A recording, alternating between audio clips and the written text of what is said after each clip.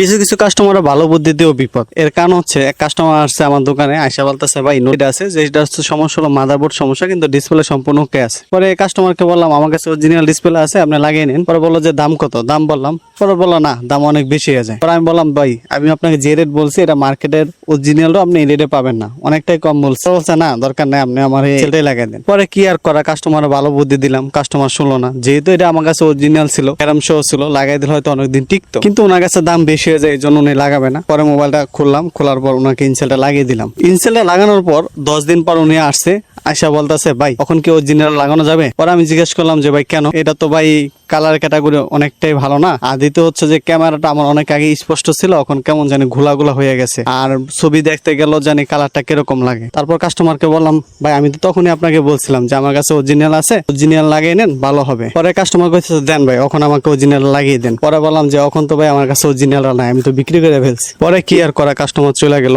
এর জন্য কাস্টমার উদ্দেশ্যে এটা বলা, যদি আপনি কোনো টেকনিশিয়ান বাইরের কাছে অরিজিনাল ডিসপ্লে পান তাহলে চেষ্টা করেন অরিজিনাল ডিসপ্লে লাগানোর জন্য।